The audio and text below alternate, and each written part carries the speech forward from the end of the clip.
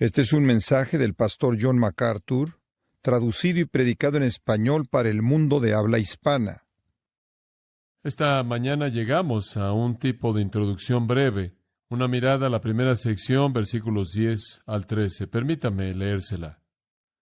Por lo demás, hermanos míos, fortaleceos en el Señor y en el poder de su fuerza. Vestíos de toda la armadura de Dios, para que podáis estar firmes contra las acechanzas del diablo.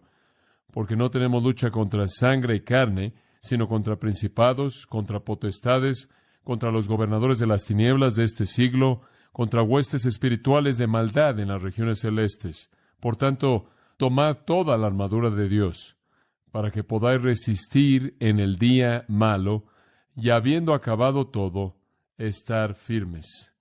Ahora, hasta ahí vamos a llegar en esta mañana. No vamos a agotar todo lo que hay en esos versículos, pero estaremos regresando a ellos la próxima vez cuando estudiemos esto y en las próximas sesiones. Entonces la vamos a ver a manera de panorama y vamos a concentrarnos en algunas cosas clave. Pero permítame recordarle brevemente el contexto al comenzar. En este libro, Pablo nos ha presentado las grandes realidades de estar en Cristo, lo que significa ser un creyente, lo que significa pertenecer a Dios, lo que significa tener al Espíritu de Dios morando en nosotros, lo que significa ser adoptados en la familia de Dios, lo que significa estar en Él, la posición del creyente, quién es Él en Cristo, quién es ella en Cristo, en dónde estamos, nuestra identidad, una definición de quién somos debido a Jesucristo. Y hemos visto en los primeros 3 capítulos esta gran sección de verdad posicional, quiénes somos en Cristo. Vimos las grandes realidades de que somos bendecidos con toda bendición espiritual en los lugares celestiales, que se nos ha dado adopción y amor y predestinación y perdón, e iluminación y conocimiento y entendimiento y poder. Hemos sido sacados del dominio de Satanás y colocados en el reino de Cristo. Hemos sido destinados para hacer buenas obras que Dios ha ordenado de antemano. Hemos sido movidos, por así decirlo, del estilo de vida del mundo. Y hemos sido metidos a un nuevo dominio, una unión con Dios, una unión con Cristo, una unión con el Espíritu, una unión con el resto de los creyentes. Nuestras actitudes cambian, pensamos diferente, sentimos diferente, hablamos diferente, actuamos diferente, y todas estas cosas son identificadas como las marcas de un creyente en los primeros 3 capítulos en el libro de Efesios. Y todo esto según el propósito tremendo de Dios en el misterio de la Iglesia, conforme nos ha hecho uno en Jesucristo, y nos ha llenado de poder de resurrección. Y después, al llegar al capítulo 4, 5 y 6, vimos que nuestra práctica fue explicada, nuestra posición, quiénes somos, nuestra práctica, cómo vivimos, y el apóstol delineó los estándares de la vida que debemos alcanzar. La idea que le mostré podría ser ilustrada por un auto. Los primeros 3 capítulos describen un auto, su motor, su batería, su capacidad, y después en los segundos 3, el mapa por el que el auto debe manejar. Y como creyentes somos definidos como individuos con mucho poder. Y en los últimos 3 capítulos nos muestran a dónde vamos con este poder. La marcha es ser fortalecido por el Espíritu en el hombre interior, ser llenos del Espíritu. Y conforme el Espíritu nos controla, se prende la batería y comenzamos a movernos en obediencia para seguir el mapa que Dios nos ha dado. Y vimos en el capítulo 4, 5 y 6 que debemos vivir de una manera diferente que el mundo. Debemos caminar de una manera digna. Es un andar de unidad, un caminar diferente al del mundo, un caminar de amor, un caminar de luz, un caminar de sabiduría, un caminar en el Espíritu. Nuestras relaciones son diferentes, nuestras canciones son diferentes, nuestros matrimonios son diferentes, nuestras familias son diferentes, nuestras situaciones de empleo son diferentes. Todas estas cosas son únicas, son principios mediante los cuales el creyente debe operar en el mundo. Ahora, pensamos de esta manera, en resumen, tiene todos los recursos, todo el poder, tiene todos los principios para vivir la vida cristiana. Solo hay una cosa que necesita saber: a pesar de todo el poder de resurrección, a pesar de todas las verdades que usted necesita saber que están disponibles a su alcance, no será fácil. Y esta es la manera en la que Pablo quiere terminar su carta. No se atreva a tomar a la ligera nada de lo que tiene. Debido a que usted sabe cómo operar, no quiere decir que lo va a hacer. Debido a que usted sabe cómo conducirse, cómo conducir su familia, no quiere decir que lo va a cumplir. Debido a que usted conoce las verdades acerca de la resurrección y del poder disponible, no quiere decir que lo va a aplicar necesariamente. Debido a que usted sabe lo que Dios enseña acerca del matrimonio, no es garantía de que usted lo va a haber cumplido. Aunque el poder está ahí, los principios están ahí, algo más está ahí y es el enemigo, el adversario que quiere resistir cualquier cosa buena que Dios busca hacer. El enemigo va a estar así para estorbar el propósito divino en su vida. Y entonces cuando llega a definir la vida cristiana, el mejor término es simplemente batalla. Batalla. Eso es lo que Pablo usa para hablar en este pasaje. El hecho de que al final de su vida él dijo, he peleado la buena batalla. En su ministerio él dijo, no peleo como el que golpea el aire. A Timoteo le dijo, sé un soldado que soporta las aflicciones. De manera repetida en las Escrituras, la vida cristiana es vista como una batalla. Cuando Jesús comenzó su ministerio, el enfoque inicial de su ministerio fue una guerra con Satanás, un conflicto con Satanás después de 40 días de ayuno, en el cual Satanás se acercó a él y lo tentó sutilmente 3 veces, y la manera en la que su ministerio terminó fue de la misma manera en la que Satanás comenzó a sitiarlo, en el huerto de Getsemaní, y él comenzó a sudar grandes gotas de sangre. Eso nos muestra muchas cosas, pero nos muestra una cosa que quiero señalar, y es que sea que usted esté al principio de su experiencia o al final de la misma, usted va a estar en la misma batalla y si usted cree que va a ser más fácil, está mal. Jesús tuvo un conflicto al principio, pero él no sudó grandes gotas de sangre en el desierto. Eso estuvo al final cuando estuvo en el huerto. Si hubo algo, fue una intensificación de los esfuerzos del enemigo conforme Cristo se acercó más a cumplir sus metas. Me acuerdo cuando era joven, alguien me dijo, ¿sabes una cosa? Debes comenzar a dar testimonio porque entre más lo haces, más fácil se vuelve. Eso no es verdad. Entre más eficaz se vuelve usted, Satanás trabaja aún más. La gente me dice, has estado predicando por tanto tiempo que debe ser fácil. No es más fácil de lo que fue antes, es igual. Algunas veces, de hecho, es más difícil. Le podría sorprender saber que Satanás quiere estorbarme como pueda de predicar. Peleo ahora más para tener tiempo para estudiar de lo que jamás peleé en mi vida. Digo, es temprano por la mañana, tarde por la noche, y estoy haciendo lo que puedo porque hay tantas cosas que Satanás quiere que haga para atacar la prioridad de enseñar la palabra de Dios. Y después me golpea, usted sabe, a veces me canso. Me desperté esta mañana y me quedé viendo al techo y el primer pensamiento que vino a mi mente fue, oh, no, es domingo, tengo que volver a predicar. Es la verdad, quería quedarme dormido. Y pensé, oh, si tan solo estuviera enfermo, no muy enfermo, nada más lo suficiente para no predicar, pero no lo suficientemente enfermo como para no poder salir a algún lugar o ir a jugar golf.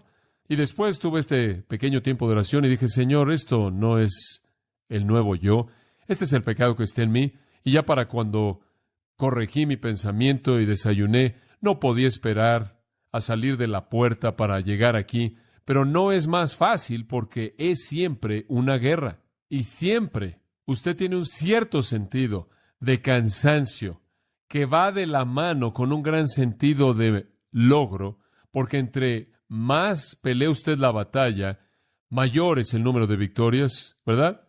Y entre mayor es el número de victorias, mayor es la confianza que usted tiene en Dios. Y entre más sabe usted que Dios lo va a sacar adelante, es más emocionante conforme ve usted el poder de Dios en operación. ¿Puedo entender lo que significa en Apocalipsis cuando dice que los santos mueren y dice que descansa de todas sus labores? ¿Puedo entender lo que significa en Apocalipsis cuando los santos mueren y dice que reposan de todas sus labores? Pienso en el cielo en esos términos algunas veces, pero quiero que sepa que mientras que esté aquí, la batalla está ahí y quiero estar en medio de la batalla. El apóstol Pablo dijo en 1 Corintios capítulo 16, en el versículo 8, él dijo, debo tardarme en Éfeso. ¿Por qué? Porque una gran puerta y oportunidad se me ha abierto y hay muchos adversarios. Él dice, tengo que quedarme aquí porque aquí es en donde está más ardiente la batalla. Muchas personas en la vida cristiana, como dije, piensan, tengo que salirme de esto, se está volviendo difícil. Tengo que encontrar un ministerio más fácil. Muchos hombres en el pastorado, tan pronto como se pone la cosa difícil, se tienen que ir. Se da cuenta, tengo que irme. Pablo dice, me tengo que quedar aquí. Aquí es donde la batalla está más fuerte. Aquí es donde la mayor victoria es potencial, es una guerra. Me gusta lo que el tío Bob Robinson dijo.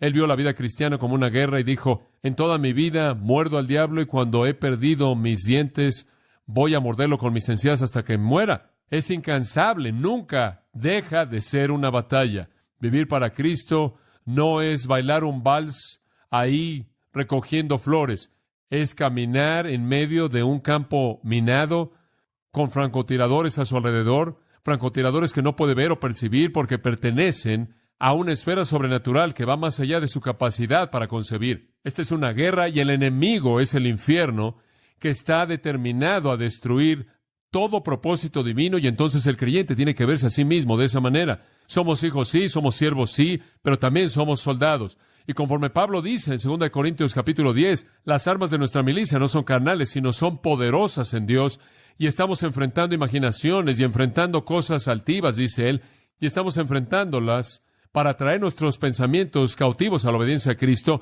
Estamos peleando una guerra que no es simplemente física, no es simplemente carnal, puede tener ese elemento. La batalla contra el enemigo puede venir mediante seres humanos, puede venir, como en el caso de Jesús, mediante la persecución de los hombres, puede venir en forma de burla y maldición y lenguaje abusivo, puede venir en forma de golpes al rostro, puede venir en forma de clavos y lanzas en el costado, puede venir al cristiano en la actualidad, como con los apóstoles, en la forma de ser decapitado o ser matado por causa de Cristo. Puede venir en esas maneras, y quizás conforme continuamos predicando a Jesucristo fielmente en una sociedad que más y más es impía y humanista, llegará a ese punto. Pero más allá de lo físico, más allá del odio y la persecución que vemos por parte de personas, hay un dominio de seres espirituales que están en guerra con el creyente y simplemente usan el mundo físico como un medio para alcanzar sus fines. No es tanto que los hombres odian a Cristo, como que Satanás odia a Cristo y usa a hombres como sus instrumentos. Él es la fuerza que está detrás de la batalla. Y entonces enfrentamos un enemigo que es tan fuerte y tan inteligente y tan engañoso y tan sutil, que si vamos a llegar a cumplir el potencial de nuestra posición, si vamos a llegar a vivir en práctica lo que somos en posición, si vamos a llegar a conocer la plenitud de la vida cristiana, debemos escuchar lo que Pablo dice al final de este libro. No podemos ser tan necios como para pensar que ahora que tenemos toda esta información, podemos salir corriendo y vamos a hacer lo que debemos ser. Vamos a enfrentar toda oposición en el primer paso que demos, y a lo largo del proceso, mientras que nos esforcemos por vivir en el reino de Dios en los términos de Dios, porque Satanás va a hacer su mejor esfuerzo por oponerse a nosotros. Y entonces, conforme vemos los versículos 10 al 13, permítame compartir 5 cosas con usted: la preparación, la armadura, el enemigo, la batalla, la victoria. Y esta es una introducción breve en esta mañana. Vamos a entrar a los detalles la próxima vez. En primer lugar, la preparación. Y por cierto, esto es elemental. Usted no debe comenzar la batalla cuando no está preparado. Usted no debe, en cierta manera, andar ahí, no alerta, y de pronto a la mitad es derrotado antes de que despierte y se dé cuenta de que está en guerra. Entonces, la preparación viene primero, y esta es la palabra de Pablo en el versículo 10. Por lo demás, y él dice eso porque es el último en sus temas primordiales en el libro. Hermanos míos, usa ese término porque él quiere identificarse con ellos en la lucha. Fortaleceos en el Señor y en el poder de su fuerza. Como un principio general al vivir, dependan de la fortaleza de Dios. Eso es lo que él está diciendo. Como un estilo de vida, hermanos míos, dependan de la fortaleza de Dios. Notará 2 veces que él usa la palabra en el Señor y en el poder de su fuerza, y esa es una realidad cardinal en el libro de Efesios. Estamos en Cristo, somos uno con Él, su vida es nuestra vida, su poder es nuestro poder, su verdad es nuestra verdad, somos uno con Cristo en Él, y entonces es en Cristo que somos fuertes, es en Cristo que su poder se vuelve nuestro poder. Y por cierto, no importa qué tan fuerte sea nuestro enemigo, y veremos qué tan fuerte es en un momento, su fortaleza es superior. No puedo evitar el pensar en la iglesia en Filadelfia en Apocalipsis capítulo 3, y habla de esta iglesia como una buena iglesia. De hecho, es una de las 2 de las 7 iglesias a la que no se le da ninguna condenación. Esta fue una comunidad justa de fe, y nuestro Señor les dice, tendrán una puerta abierta frente a ustedes. Esta fue una iglesia que estaba alcanzando a otros, una iglesia que fue bendecida por Dios, y después en el versículo 8 dice, y tienen un poco de fortaleza. Y sabe lo que es hermoso acerca de eso, es el hecho de que aún un poco de fortaleza preserva la iglesia. Dios es mucho más poderoso que Satanás, al grado que un poco de la fortaleza de Dios es suficiente para vencer a todos los enemigos. ¿Se da cuenta? Mayor es el que esté en vosotros que el que esté en el mundo. Y tan infinitamente mayor que la cantidad más pequeña de poder divino puede vencer a la cantidad más grande del poder del infierno y del enemigo, y entonces la fortaleza es nuestra en el Señor. En Filipenses 4:13, Pablo dice, todo lo puedo en Cristo que me fortalece. De nuevo, el recurso es nuestro. Amados, yo creo que tenemos ese recurso. Negar eso, para mí, es negar una realidad fundamental básica de la vida cristiana. Por no decir nada de ir en contra del pensamiento de Pablo y Efesios capítulo 6. Yo creo que en la cruz Jesucristo dio un golpe mortal a Satanás, como ha registrado en Hebreos 2:14, lo destruyó aquel que tenía el poder de la muerte. Yo creo que todo lo que tenemos que hacer es entrar en esa victoria. Escuche, si Cristo derrotó a Satanás en la cruz y yo estaba en Cristo, entonces yo derroté a Satanás en esa misma cruz. Y así como Satanás ahora está sujeto a Cristo, así también Satanás está sujeto a mí. Así como Él está bajo sus pies, como dice Romanos, Él está bajo mis pies. Yo creo que es un enemigo derrotado. Yo creo que Él no puede reclamar de manera justa a un creyente. Romanos 8 dice, ¿quién acusará a los escogidos de Dios? Debido a que Dios es el que justifica, y si Dios me ha declarado justo, y si Dios ha ganado la batalla, y si Dios tiene la victoria en Jesucristo, entonces esa victoria es mía, y Satanás no tiene poder para resistir el recurso de resurrección que mora en la vida de todo creyente. El punto es este: estamos en una guerra, pero no hay razón por la que perdamos y no hay razón para temer. El recurso divino nos pertenece. Timoteo, como un joven en el ministerio, había llegado a temer. Había sido sitiado por los deseos pecaminosos que rodean a los jóvenes. Él había sido rodeado por personas que estaban hablándole falsa doctrina y eran muy fuertes en lo que estaban haciendo. Él estaba siendo inundado por su propia timidez, de tal manera que literalmente se avergonzó del testimonio de Jesucristo. Él se avergonzó de su compañero en el Evangelio, el amado apóstol Pablo, quien lo había discipulado, y en medio de estos sentimientos terribles de timidez, de temor, de una falta de amor, vergüenza, deseos pecaminosos y todas estas cosas, el apóstol Pablo lo llama en 2 Timoteo 2:1 y le dice, esfuérzate en la gracia que es en Cristo Jesús. Timoteo, no hay razón para esto. Tú reclama la fortaleza que es tuya. Y en el capítulo 1 él dijo, Dios no nos ha dado espíritu de cobardía, sino de poder y de amor y de dominio propio. El punto es este: no hay cristiano, no hay momento en su vida en el que necesita sentir que ha perdido la batalla al enemigo. Dios nos ha dado en Cristo el recurso para la victoria.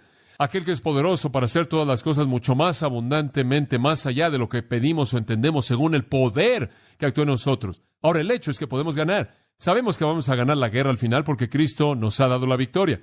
No hay sentido alguno en el perder las batallas a lo largo del proceso, pero hay algunas cosas que necesitamos saber. En primer lugar, necesitamos tener nuestra fortaleza en el Señor. Y en segundo lugar, tenemos que tener puesta la armadura. Oímos mucho acerca de problemas demoníacos en la actualidad. Los cristianos supuestamente deben estarse preocupando por cómo se libran unos a otros de los demonios. Hay mucho de lo que se llama en la actualidad exorcismo cristiano, que es totalmente opuesto a las Escrituras. No hay palabra de esto en las Escrituras. De hecho, no hay incidente en todas las Escrituras en donde los demonios jamás fueron expulsados de un creyente en ningún momento, en ningún lugar. Cuando Satanás es enfrentado, él es enfrentado en términos de dos cosas. Una, la fortaleza del Señor, y dos, la provisión que Dios ha dado a todo creyente en Cristo. Siempre es así. Los rituales y los exorcismos y todo eso se oponen a las Escrituras. ¿Por qué? No necesitamos eso, porque el recurso está ahí. Eso es lo que quiero que entienda. Está ahí. En Efesios capítulo 1, en el versículo 19, habla del poder hacia nosotros que creemos. ¿Qué tipo de poder? Poderoso. Mucho poder. ¿Qué tan fuerte? El poder que resucitó a Cristo de los muertos y lo levantó y lo colocó a su diestra en los lugares celestiales, por encima de todo principado y poder y dominio y todo nombre que es nombrado, no solo en esta época, sino en la venidera. ¿Qué tipo de poder tenemos? El poder que conquistó la muerte en la cruz, el poder que conquistó la muerte en la tumba, el poder que exaltó a Cristo a la diestra y colocó a todo ángel y demonio en el universo bajo sus pies. Ese es el poder que tenemos. Ese es el poder hacia nosotros, de tal manera que le digo que todo creyente tiene un recurso dentro de él, que él o ella tiene para enfrentar a Satanás sin importar qué ataques el diablo pueda traer, pero en base a algunas condiciones. Una, que su fortaleza es en el Señor, no en sí mismo. Dos, que él cumpla las condiciones de la armadura, la provisión que Dios ha hecho. Y entonces la preparación, amados, significa que reconocemos que en el Señor el poder está disponible. Colosenses 1:10 dice, para que andéis como es dignos del Señor, para agradarle en todo, dando fruto en toda buena obra y aumentando en el conocimiento de Dios, fortalecidos con todo poder, según su poder glorioso. Tenemos todo poder, toda fuerza, según su poder glorioso. Cristo, quien nos ha librado del poder de las tinieblas y nos ha trasladado al reino de su amado Hijo, nos ha dado este poder. No hay creyente que no pueda enfrentar a Satanás en términos de poder de la resurrección disponible en Cristo. Y recientemente he oído acerca de un cristiano quien supuestamente tiene demonios y no tiene el recurso para deshacerse de ellos, y por eso la gente lo está haciendo por él. Eso no está en las Escrituras. Dentro de todo creyente existe el recurso en el poder de Dios para liberar a ese individuo de cualquier involucramiento satánico de cualquier tipo, sin importar qué tan simple o complejo pueda ser. En 1 Corintios quiero que note la palabra de Pablo en el capítulo 10 y en el versículo 12. Dice esto: así que el que piense que está firme, mire que no caiga. ¿Sabe cuándo es usted vulnerable? Cuando usted no cree que es vulnerable. Cuando usted piensa, tengo toda la información, he dominado el libro de Efesios, inclusive lo he memorizado, tengo toda la información doctrinal, estoy bien, sé qué hacer, tengo los principios. O cuando usted cree que puede enfrentar a Satanás. Yo puedo enfrentar eso. Tengo todo el equipo necesario. El punto es este: cuando usted cree que lo puede hacer, no puede. Pero por otro lado, cuando usted depende de Dios, no hay nada que Satanás le pueda hacer a usted que demande que usted pierda la victoria. Observe el versículo 13. Por otro lado, no os ha sobrevenido ninguna tentación que no sea humana, pero fiel es Dios. Ahora observe, todo esto depende de quién es Dios. No solo su poder, sino su fidelidad para hacer que ese poder esté disponible. Dios es fiel, quien nos dejará ser tentados más de lo que podéis resistir. Dios nunca va a permitirle a Satanás que ataque la vida de un creyente que sea más de lo que ese creyente puede enfrentar, ¿verdad? Sino que juntamente con la tentación dará también la salida para que podáis soportar. Nunca habrá un momento en esta guerra en la que necesite usted perder. Nunca habrá un momento en el que usted no pueda vencer en Cristo, si usted depende de Él. De hecho, el recurso va a estar más disponible usted cuando usted esté más débil. En 2 Corintios 12:9, Pablo dice, porque cuando soy débil, soy fuerte, porque su poder se perfecciona en mi debilidad. Mientras que usted piense que usted puede enfrentarlo, usted no puede. Cuando usted sabe que no puede y depende de Él, entonces Él puede. Si usted es un vigilante que está cumpliendo con su deber, digamos que usted está protegiendo, usted está esperando que llegue algún ejército enemigo, de pronto el ejército enemigo viene, se acerca a su fuerte, ¿qué hace usted? Usted corre de donde usted ha estado vigilando y llega ahí con su pequeña arma y comienza a pelear contra el enemigo. No, si es inteligente. Los guardias no salen a pelear la guerra, le dicen al comandante. Y entre más rápido aprenda usted eso en la vida cristiana, mejor va a estar usted. Cuando Satanás ataca, no pelee, reporte al comandante. Así como David le dijo a los filisteos, la batalla es del Señor, deje que Él la pelee. Él sabe lo que Él está haciendo, deje que Él sea el que pelea la batalla, y entonces simplemente necesitamos enfrentar la realidad de que el poder está ahí. Efesios 6:10 nos dice que podemos ser fuertes en el Señor y en el poder de su fuerza. No hay razón para sentirse derrotado, no hay razón alguna para pensar que un creyente está tan inundado por Satanás que no puede salirse de ahí. No hay un yugo tan grande que no hay una manera de escapar si él toma los recursos que están disponibles, y son, uno, confianza en el poder de Dios, y después, como veremos en las semanas venideras, vestirse de la armadura es la otra, y debe también ser hecho. Entonces, la preparación. El Espíritu Santo le dijo a Josafat en una ocasión, la batalla no es tuya, sino de Dios. Hombre, qué gran cosa saber esto, porque a mí no me gustaría meterme en esta batalla, la cual es algo que ni siquiera puedo ver, algo espiritual, algo que va más allá de mí. No me gustaría estar en ese tipo de batalla sin que ni siquiera pueda ver al enemigo, saber cómo él operaba. Me da tanto gusto que la batalla le pertenece al Señor, y cuando la tentación viene, Satanás envía sus confusiones. Entonces yo le reporto al comandante en jefe, le pido que limpie mi vida y me haga un instrumento tan justo como él pueda hacerlo, y en esa justicia puedo permanecer sin temor, protegido por él. A partir de ahí nos movemos a la armadura, porque esa es la segunda manera en la que tenemos que enfrentar al enemigo. Versículo 11, vestíos de toda la armadura de Dios. Vamos a detenernos ahí. Vamos a entrar a eso a detalle, pero el creyente necesita saber que tiene que tener la armadura.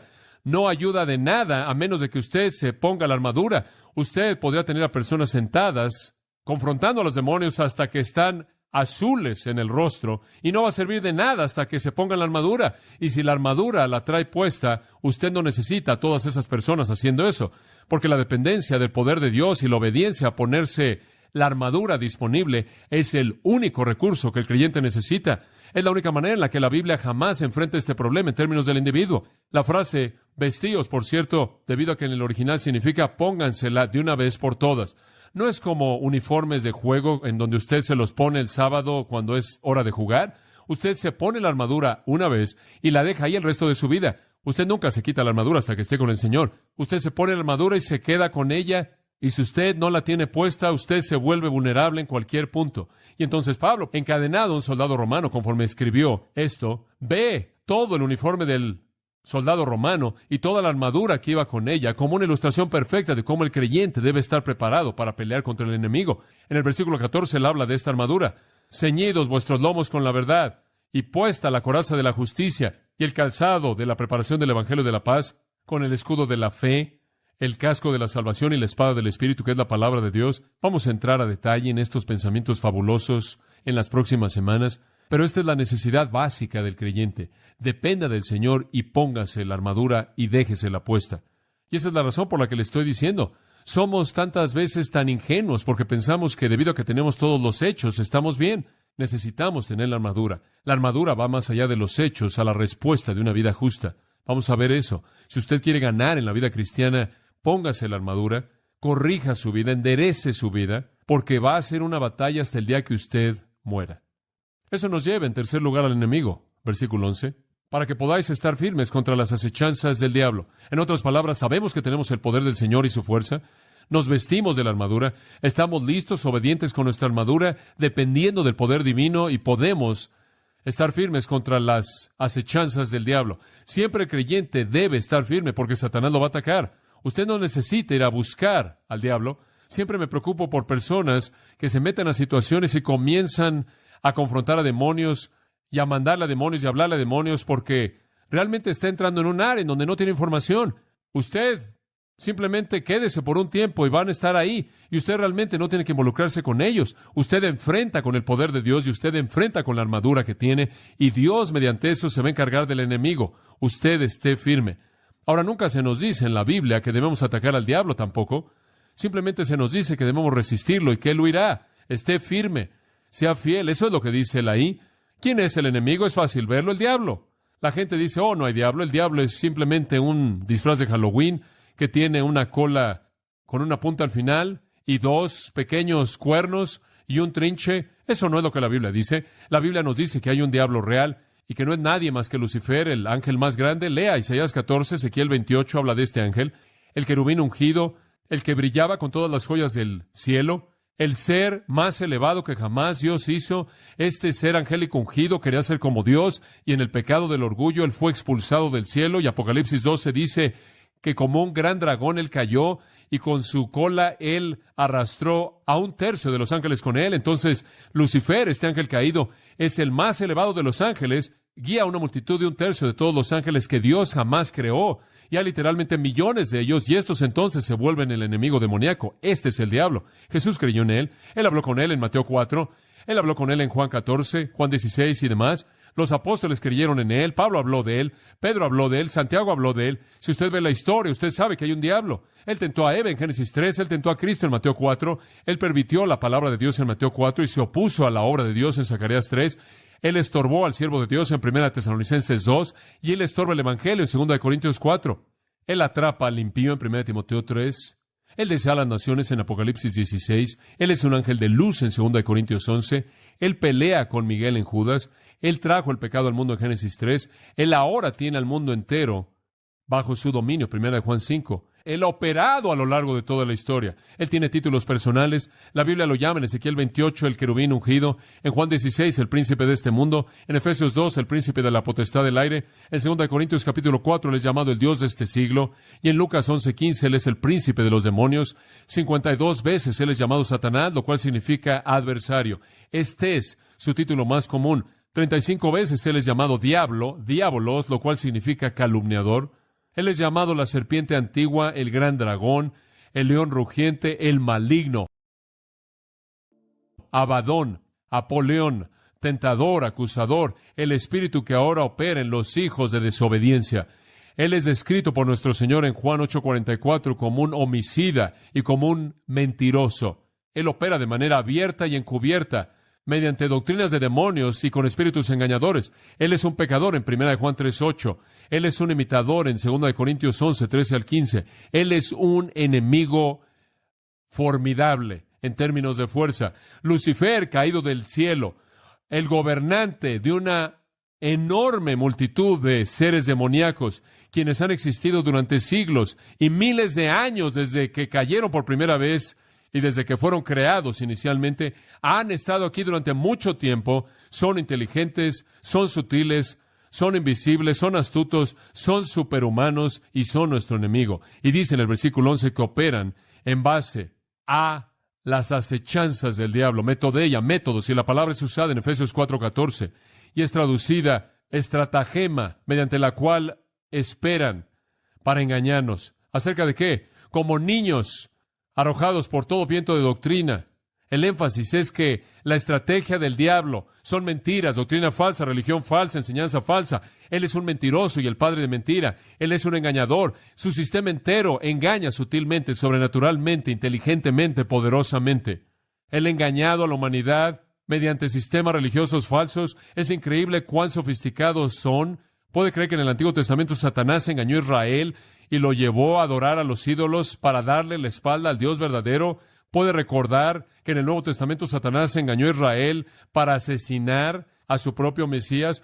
¿Puede creer que en el futuro él va a engañar a Israel para que piense que el anticristo es Cristo? Él es un engañador, él es sutil. Su área son las mentiras, las herejías y la doctrina falsa.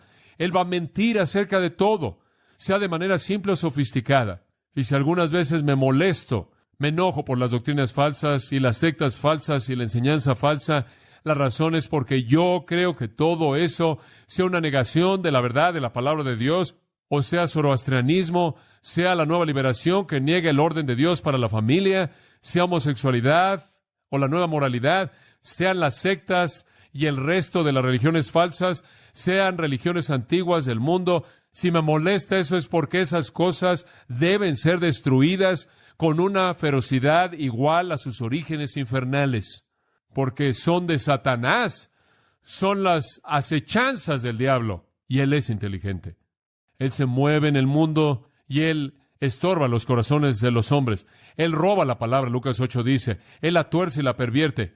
Él coloca a hombres en púlpitos que niegan la autoridad de las Escrituras, niegan la deidad de Cristo, niegan la salvación por gracia, niegan la segunda venida, niegan el juicio, niegan el pecado, niegan todo. Él enseña un estilo de vida que condena. Él se involucra a sí mismo en la política y en los gobiernos y las naciones, como también en vidas individuales. A los cristianos viene y crea duda en sus mentes, como lo hizo con Eva, y lo hizo a lo largo de la historia del pueblo de Dios. Él produce persecuciones en contra de ellos. Él estorba su servicio. Él infiltra a la iglesia. Él nos tienta a depender de nosotros mismos, a dudar, a la mentira, a la inmoralidad, a la mundanalidad, al orgullo, al desánimo y más y más y más. Y esto es sutil, realmente es sutil. La gente puede pensar que entre más tiempo es usted cristiano y entre más maduro es usted, más fácil es. No, porque entre más conoce usted, más sutiles son las tentaciones. Y entonces, este es un enemigo muy fuerte, muy poderoso, pero no es solo el diablo. Observe el versículo 12. Porque no tenemos lucha contra sangre y carne. Mantenga esto en mente. Nuestro enemigo no es el sistema, el mundo como lo vemos.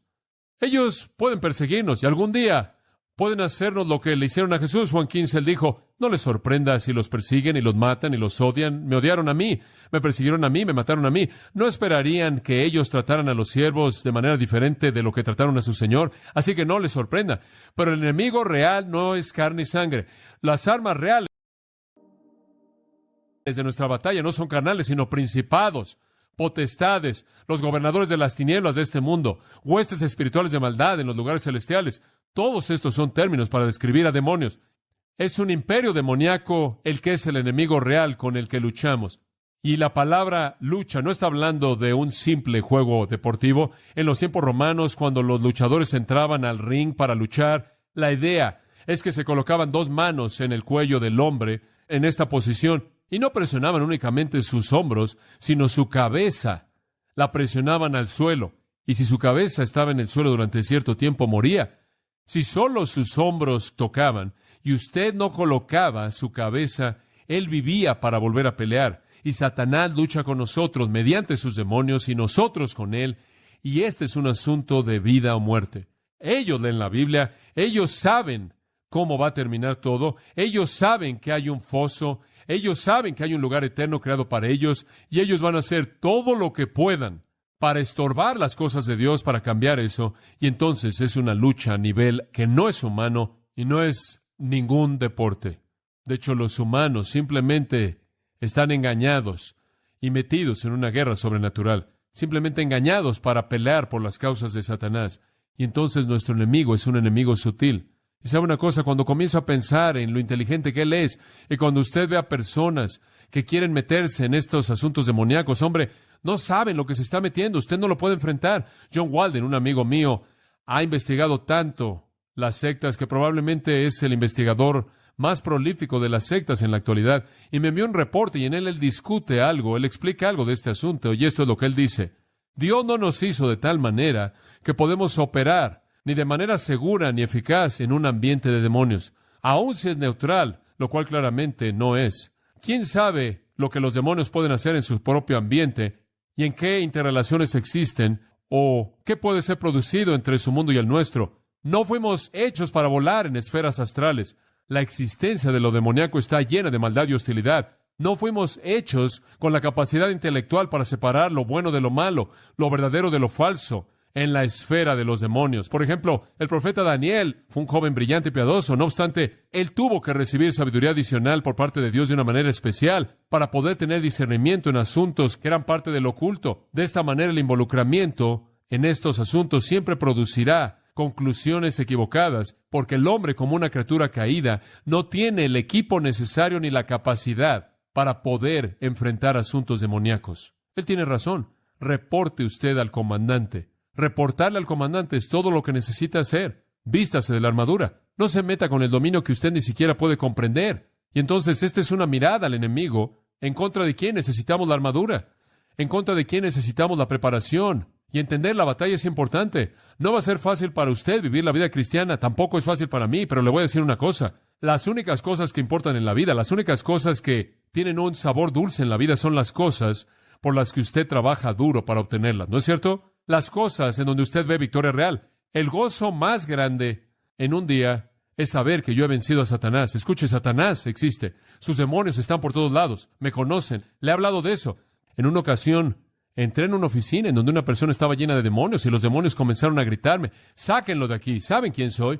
Me conocen, pero ¿sabe una cosa? Esa es la única ocasión en la que estuve en una conversación con ellos. Una vez en 10 años. Ni siquiera me meto con ellos. ¿Sabe por qué? Porque la Biblia no me dice que haga eso. No sé lo que están haciendo, no sé qué tipo de juegos juegan. Esa es una esfera en donde yo no me meto. Yo no hablo con ellos, yo no les pongo atención. Simplemente me pongo mi armadura, le reporto al comandante y ¿sabe una cosa? En 10 años, Dios sigue bendiciendo el ministerio aquí y no le hemos puesto atención a eso. Escuche, ellos saben que estamos aquí, pero no me importa cuántos de ellos me ataquen, 1,000, 10,000, 100,000, 1,000,000. No me importa si todos se agrupan. No me importa si Satanás mismo viene en contra de mí. ¿Sabe una cosa? Mayor es el que está en mí que el que está en el mundo y tengo un recurso en Cristo para enfrentar esa esfera. Escuche, estoy convencido que durante los últimos 10 años han estado tratando de detener lo que Dios está haciendo aquí, pero no pueden tener éxito. No pueden tener éxito mientras que seamos fieles.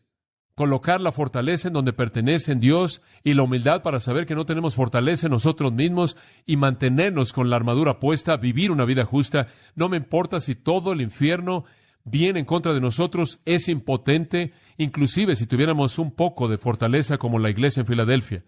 Y entonces la historia termina esta mañana con la victoria, en el versículo 13, de la preparación a la armadura, al enemigo, a la batalla, a la victoria.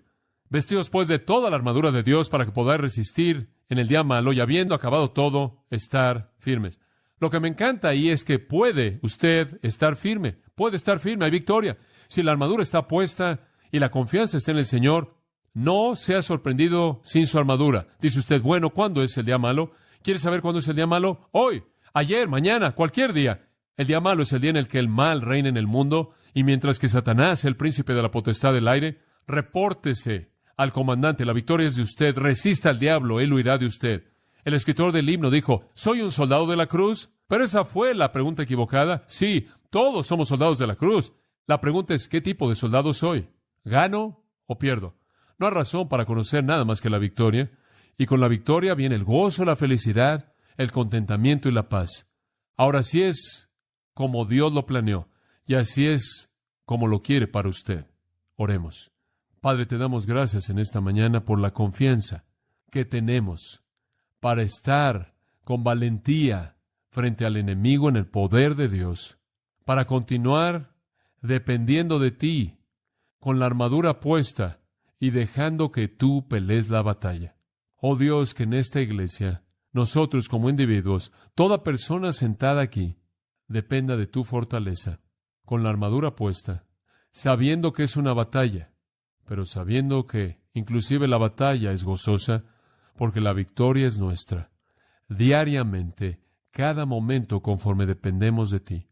Que sepamos que el enemigo no puede hacernos nada, mientras que nuestra fortaleza esté en ti y tengamos puesta la armadura.